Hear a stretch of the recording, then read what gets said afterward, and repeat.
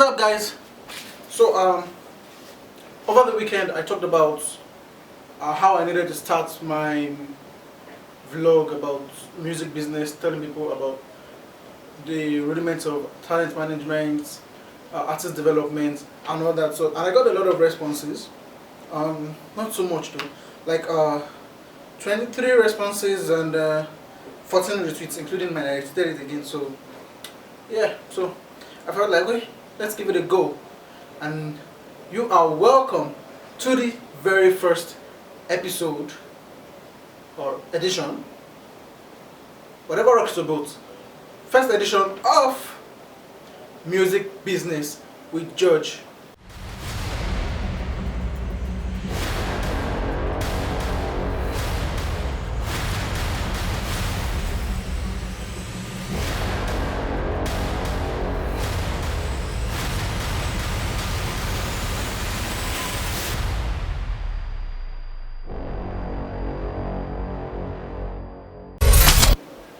So let's get straight into it. What do you think? What do you think talent management is as a whole? Not just artist management. The whole talent management, managing an artist who is a singer, managing a DJ, managing a painter, managing a writer. Like talent management, basically, what does it mean? So I feel like if you call yourself a talent manager, what you're basically telling people is that you are a what's the word?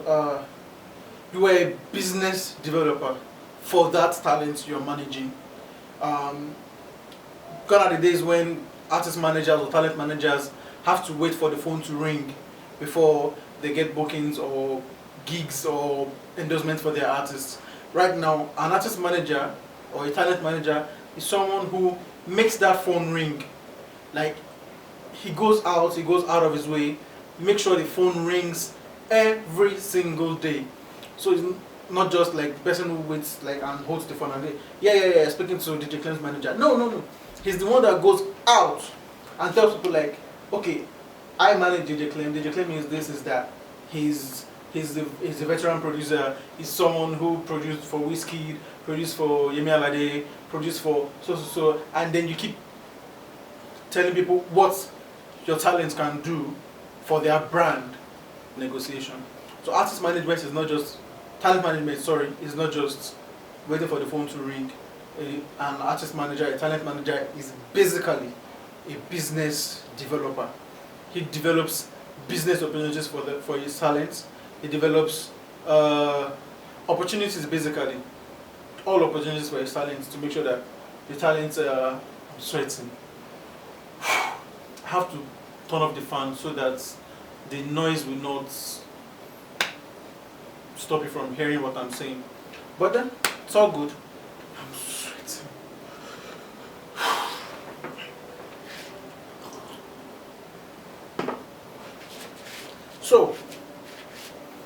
So artist management, or sorry, talent management, I'm used to the artist management because the way Nigerians use the word artist manager, I'm a manager. Oh yeah, I'm a manager. Yeah, I'm the manager.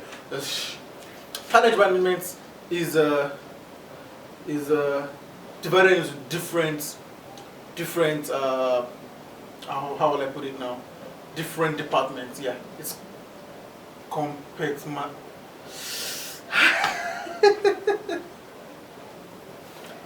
Okay, it's divided into different departments, and the various aspects. There's the booking manager, there's the road manager, there is the personal assistant. Yeah, that's the guy that when the artist wants to go and buy Ewa Goyin, for example, an A-list artist, so to say, feels like eating Ewa Goyin and bread. If the artist goes out and go and buys the bread himself, he's not going to carry anything rich also. So that's why he needs a personal assistant who is going to go out there and get the Ewa Goyin for him. Like, he's the personal assistant of the artist. And also these things have payment structures. Depends on if the artist is an indie artist or is with a record label, and This is very so sorry. This first episode, first issue, or first edition of Music Business with George. There's no outline. I just felt like since I talked about it on Sunday, and a lot of people have said they would like to hear from me my views about talent management as a whole. Sorry, excuse me. I felt like okay, let me just do something for today and just put it out there, and then for subsequent editions, I'm going to have an outline which I'm going to be following to tell people or to tell you what artist management is, how to develop your artist. If you're a talent manager and you're watching this, some of the things you're going to be learning here is how to develop your artist. One other thing is how you come up with marketing strategies for your artist. Now, there was something I said on Twitter as well. I said I see all these influencers writing, "What can 5,000 naira do for you?" Reply with hashtag "I no get sense." That was what I used on Twitter, and then you see a lot of people like replying the tweets where 5,000 naira can buy me two tops. Hashtag "I no get sense." Truly, truly, you don't have sense. Like you want your hashtag to trend. What is the hashtag about? These influencers are not talking about your music which you are releasing. They're not talking about you as an artist. They're just doing giveaway, free money, just like that. You need to make sure that the hashtag is tied to something. Like it has to be tied to either your music or your profile or your video. Something that has to do with you, that when someone clicks on the hashtag to know what the hashtag is about, it shows that okay, this hashtag belongs to so person, so artist, is promoting so thing, is promoting this. But when you keep doing reply with what can 5,000 do for you, reply with hashtag "I no get sense," people just click on it and say, "Oh, I don't get sense, I don't get sense. 5,000 can do this, 5,000 can do this." Like, I mean, sometimes I reply because myself I need 5,000 naira. If I don't need 5,000, I will not be here in this video. But I need 5,000 naira. It's important. 5,000. Now money too. Now at least I do a sub of 10k per month. If someone gives me 5,000 naira, that's half of my sub money. You know, and it goes a long way. But then you need to make sure that whatever you're promoting is tied to your person, to your music, to your career. Let it be traceable. And also the hashtag should start from your page. Like when you post something, when you're doing a hashtag, you tweet it first from your profile before these influencers start tweeting it and asking people to use the hashtag as a reply or something. Like I gave a tip to someone on Twitter, BOLG, yeah, I don't know how to pronounce it, so BOLG, BOLG. He released a song some weeks ago titled Holy Pass, if I'm not mistaken. Yeah, Holy Pass. And I just told him, like, instead of letting these influencers give you away money like that, and why don't you ask people to, first of all, download your song on Boomplay or stream your song on Boomplay, take a screenshot of it, of the song playing, and reply your tweet, then give them something. And he did it, and yeah, I think he got a couple of views, a couple of responses. I mean, it's just airtime he was giving away then, and the response was fine for someone whose original account was blocked by Twitter, and he has a new account which is below 1,000 followers, below 500 followers even, and there were a lot of responses that I feel like you need to be creative, more creative with music promotion, music distribution, and the likes. Artist managers need to come up with strategies that work, basically.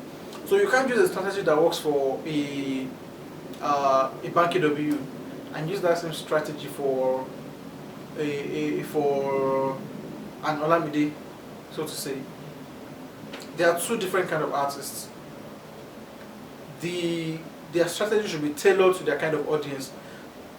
You know, Olamide is more of the street guy, though some of the, in quotes, the Ajebos also listen to his song, but basically it's the street that promotes his song. So while one day could sorry, Banky W, you feel like his songs are like tailored for a certain class, although the streets still listen to his songs. So you need to take note of the strengths of each artist and then use that strength as a strategy. Then gradually improve on the weaknesses. I don't know if you get what I'm saying, but I hope you do. And yeah, that is going to be all for today. I hope I was able to help you a little bit, even though I was blabbing and stuff. But I hope I was able to help, and I hope you're going to hit the subscribe button to this page, and then watch out for the next video next week, where I'm going to be talking about some of the roles of talent managers. Yeah, one last thing. If you're going to be doing music full time, you feel like it's music you want to do, and you are going out for it, I think you should go all out. You should secure your future with your music, because you don't know the music that is going to blow, so to say. So I feel you need a lawyer as an upcoming artist. Feel like I'll be upcoming, I don't get money to pay, I don't pay any lawyer to let me do any contract or something like that. Jokes apart, you need a lawyer. A lawyer is the first thing you need before you now get a manager. What are the traits of a manager? Okay, what traits should be in your manager, or what traits should you see in your manager? I'll be talking about that in the next video. Like, what are the things you want to see, and the person who's going to be managing your career. Definitely, the person has to believe in you. He has to believe in your music. He has to feel like your music is sellable, because it's a service, it's a product. Yeah. So hit the subscribe button, share this video on Facebook, on Twitter, on Instagram, anywhere. Follow me on social media at I am that George. Train on your screen. I am that George on Facebook, Twitter, and Instagram. I am the same all over. So I feel like when people want to end videos, they have to do it in a spectacular way. Like, it has to be bang, it has to be pang, it has to be. But you know what? I don't care. Blah. Bye bye.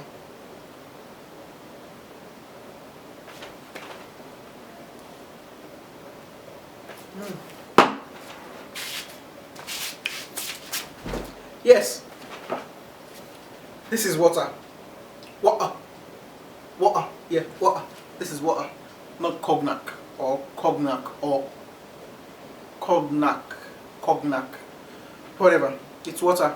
So if you're feeling lucky as a brand and you feel like this show is something you can partner with, I would like to have your brand on the show.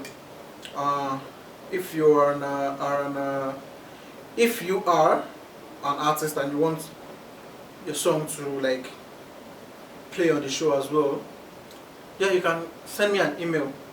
I'll listen to it and see if it's something I want to put up on my vlog as well.